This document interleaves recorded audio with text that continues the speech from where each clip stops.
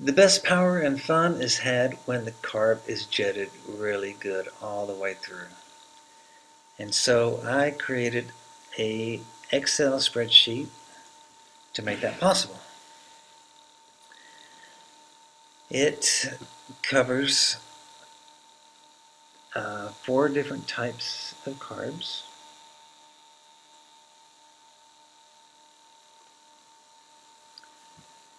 At the bottom left you can see the tabs. This is for Mikuni BM, Mikuni TMX and TMS, Keyhine, PWK, PJ, and PE, all the Del Ortos, and this page is called the Old Carb Jetting Calculator, and it's just for any random other carb that you're able to get full measurements on. And this is the last sheet, and this is where we start. Most important is the engine size, transfer duration, end of pipe power band, carb size, and then right here it will tell you the maximum air velocity through the carb. That and this figure right here, which is this slide area at idle, the ideal slide area at idle. You enter the ideal slide area at idle right here, and the carb air velocity, maximum air velocity right here. And on all these pages, the dark blue is telling you what the cell set is for, and the light blue is where you enter in the information. So, yeah, like you start on the last sheet, the velocity sheet. You get those 2 figures. You enter them in here and down here. And the result of all the calculations here is this graph right here. And this gray graph is the ideal jetting. Okay, it's a little bit too complex for the program to guesstimate what the correct main jet size is. So it's going to rely on you to get that. So what you do is you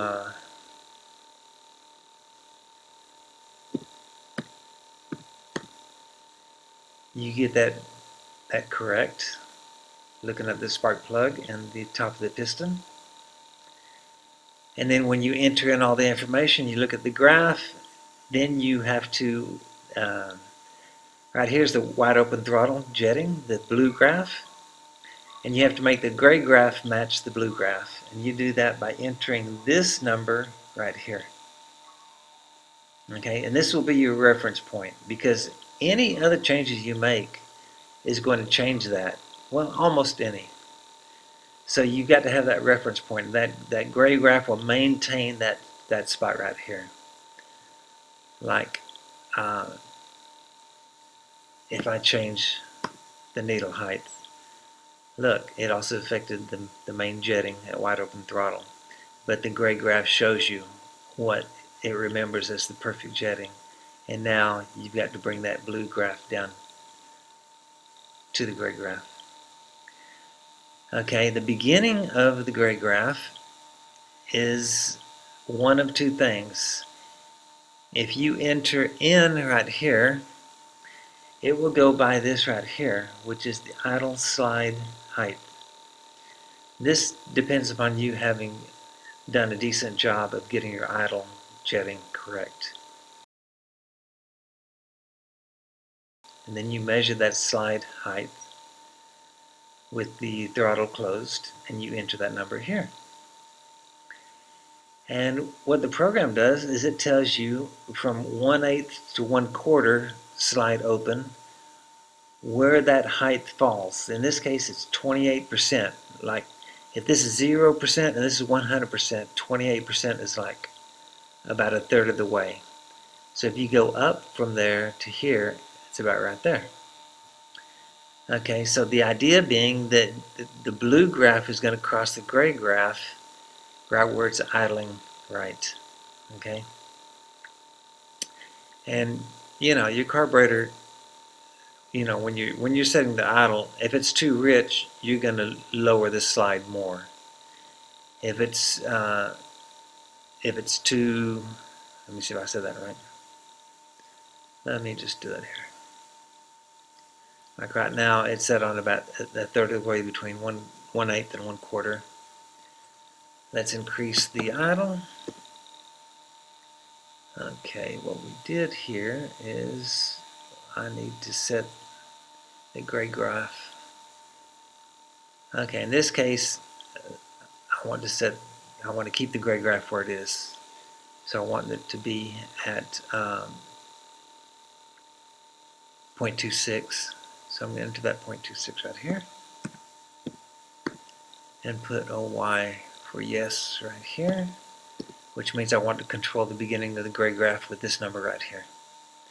So now I'm going to increase the idle jet. The blue graph went up here and the gray graph stayed where it was. Okay. So now you see that the blue crosses the gray at more than 30%. Now it's like 55 or 60%. Okay?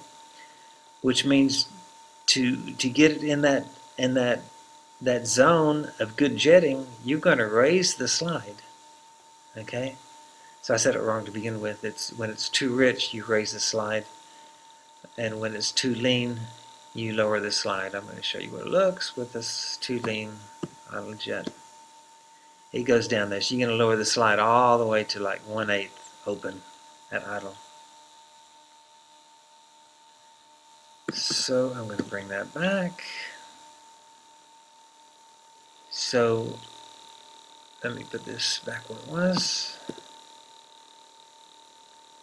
It's preferred to use N right here and use this number right here, because then the gray graph will self-adjust to cross the blue graph at this slide height, okay, which is what it's doing right now.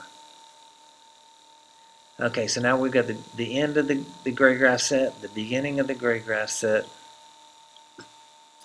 Now we can play with the slide cutaway, the needle height, the needle, if we want to change the needle, and anything else, the idle jet, the main jet, whatever. Okay, so I want you to notice something. This black graph is the jetting of the needle and the main jet. Right at 1/4 slide open, the slide is open 8.75 millimeters. So I have this set at 9 millimeters. This is telling the program that when the slide is open 9 millimeters, that's when the needle taper kicks in. That's when this graph starts to go up. Okay, so I've got it set to happen right close to 1/4 slide open, and you'll see that the graph is flat right here.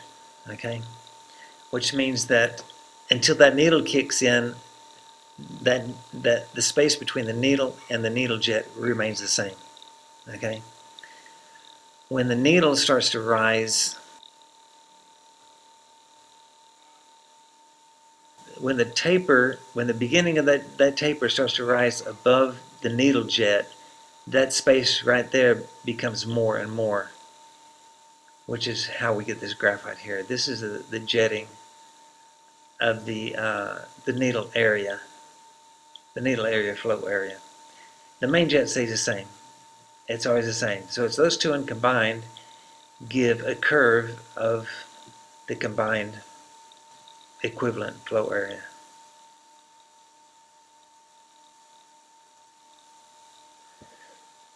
Okay, I want to teach you something here about the idle jet and the needle clip. Okay, if you look at the green graph here, this is the richness of the idle circuit. Okay, it drops off pretty rapidly. Okay, it combines, the green combines with the black to produce the blue. So you can see that the blue is dropping off just as the idle is dropping off. That's to be expected. Okay, if I move the beginning of the, I move this beginning where the taper starts to kick in over here to the left, in between 1/8 and 1/4. 1/8 is 4.4, 1/4 is 8.8, so that's about 6.6 to be midway. Watch the blue graph. Okay, if I make that needle kick in at 1/8, it'll be 4.4. Watch the blue graph. Okay, so you can see the black graph now. The jetting increases starting right at 1/8 slide open. Typically it's somewhere in here. When it's below 1/8, which does happen sometimes,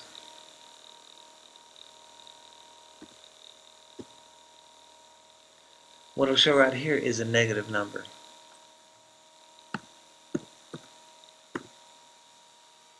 In this case it's showing minus 20%. So because we have this set on N, this is self-adjusting the gray graph so that the gray graph will intersect the blue graph at 20% less. So from here to here is 100%, and this distance right here to right here is 20%. You take that in the opposite direction.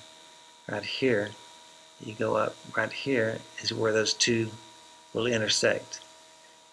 You know, it's virtual. You can't see it, but the program does that.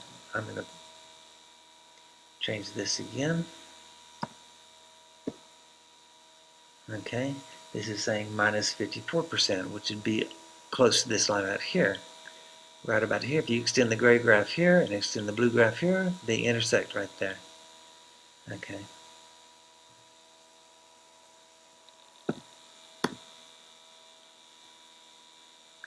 So this is pretty typical that you have this lean zone right here. If the blue is less than the gray graph, it's lean. If it's more than the gray graph, it's rich. Okay. The farther off it is, the more lean or rich it is. So this little zone right here of leanness is pretty typical, and it's not very important when you're even on the street. You get past this zone really fast when when you give it gas to go. So now I've talked about the beginning and the end of the gray graph. I've talked about the clip position, which controls when that starts to happen.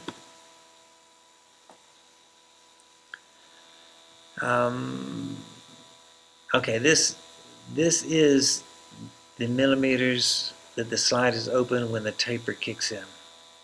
It's estimated for you right here in the red number. And this depends upon this information right here and the information stored about the needle. So if you enter in these three numbers, you've measured correctly, and it's explained on my site.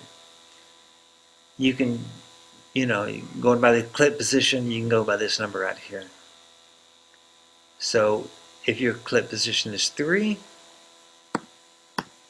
which is third, going down from the top, it says the slide open at taper start will be 4 millimeters, and so you can just put that 4 right there.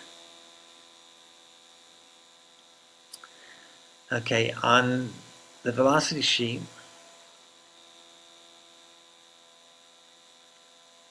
you can see I've got this chart right here.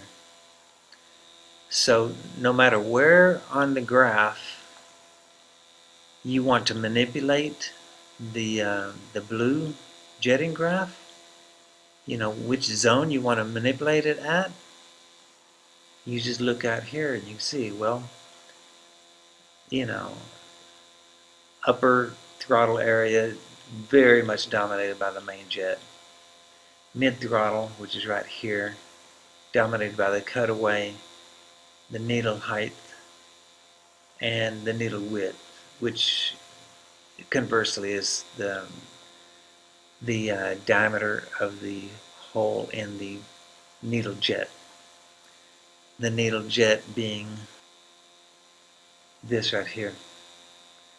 That's the hole that the needle sets into. That's the needle jet.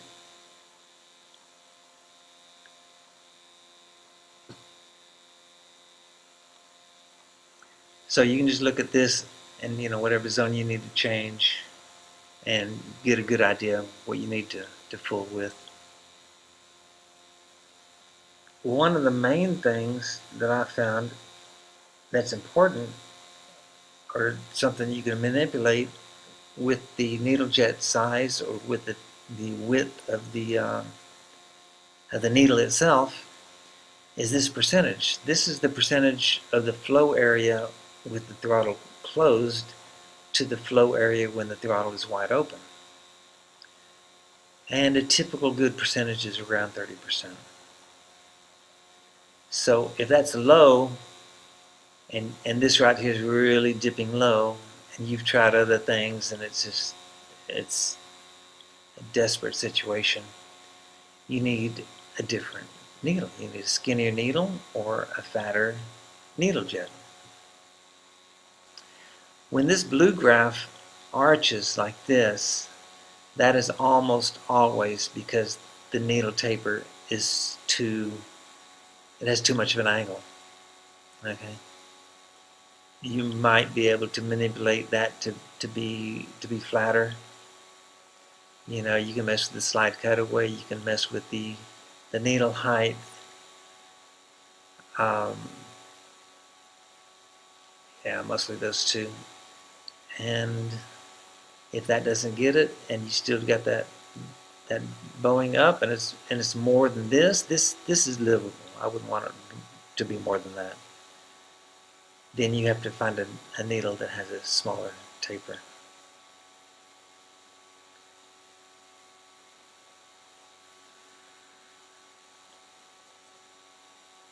So on the Mikuni VM TM page, when you type in a needle ID,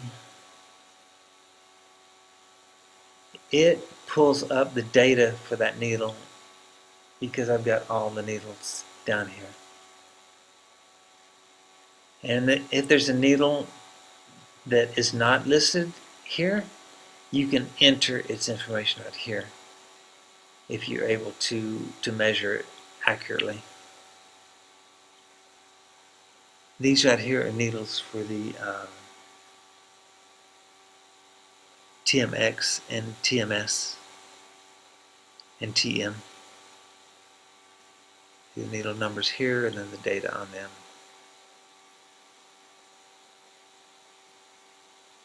On all these pages, it's important to get this C distance, which is you measure A and you measure B and you subtract B from A to get C.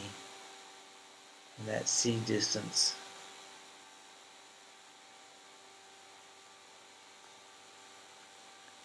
is used right here.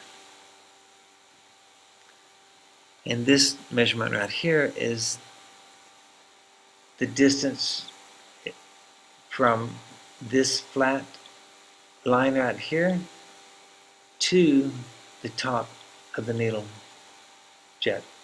This distance right here. On mine, it's just my Mikuni VM18. It's just a little bit more than 2 millimeters.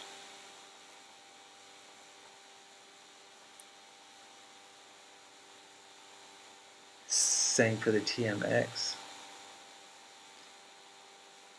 It reads these needles, but there's more, and there's some VM needles that would work in a TMX or TMX, so you can put the data for those down here.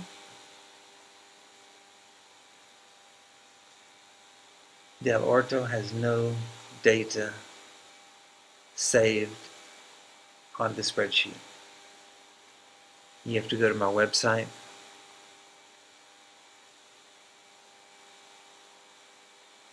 Oh, I'm sorry.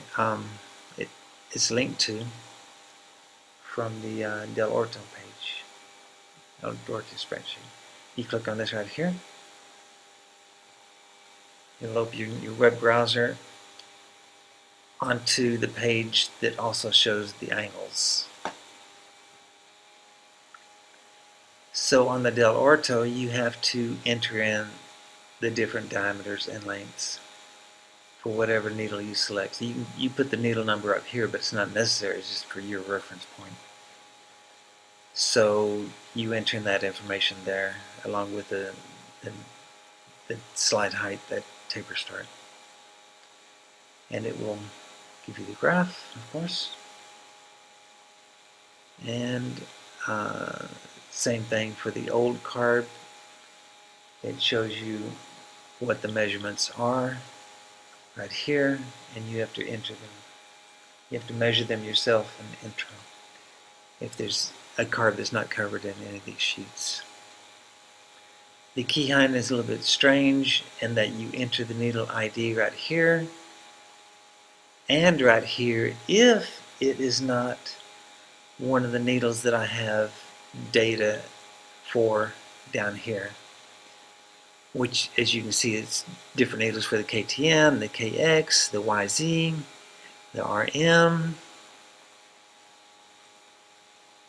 and right here's the section for custom needles, including the JD red and the JD blue, which the data is already there.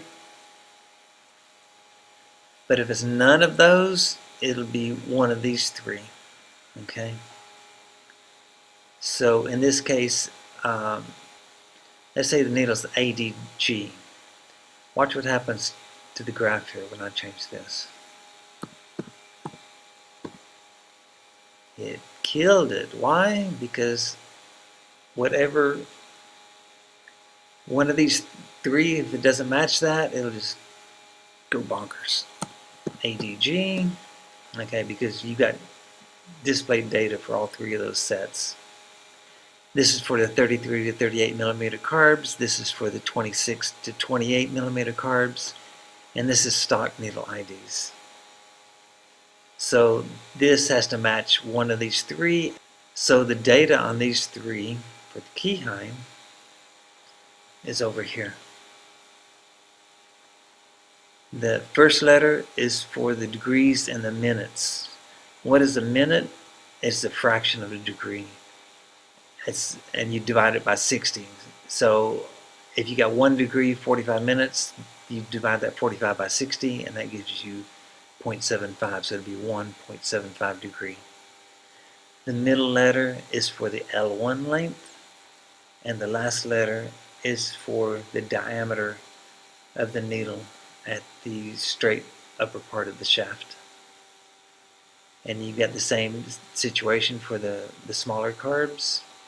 And the OEM is a little bit different. The first set of numbers is for the degree taper, and they're all single taper, just like these. They're all single taper. The second pair number is for the diameter of the needle at the straight section, and the last letter is for the L1 length.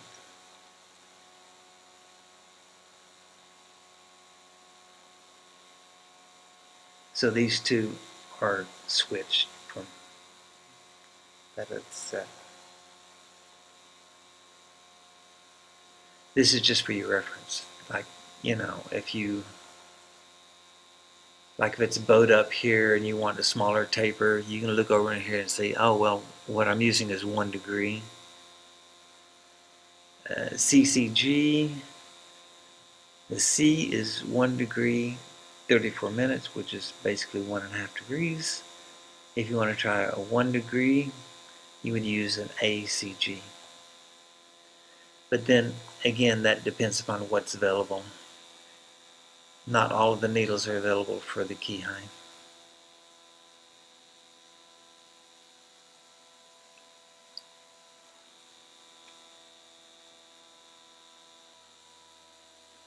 My page on each of the different brand carbs gives all the available information and all the necessary links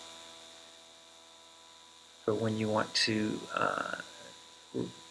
look up a different needle jet, main jet, idle jet, slide cutaway.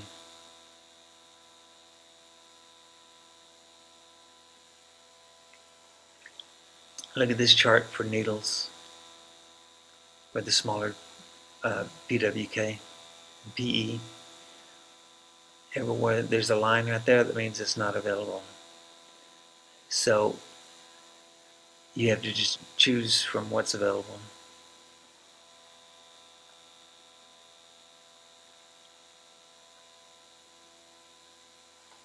I prefer getting needles from Sudco. They're more accurate, as are their main jets. So you can click on this and go to their catalog to pick something out.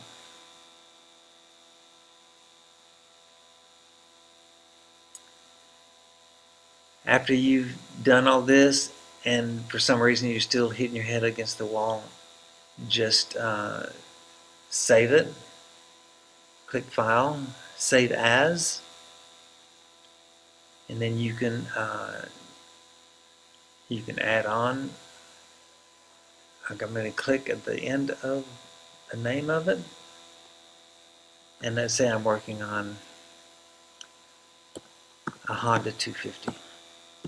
I would just click that there, enter that, and then click Save. So that's how I would take care of that. Save it, and then just send it to me as an attachment, an email, and I'll take a look at it and see if we can figure out something. Okay, thanks for watching.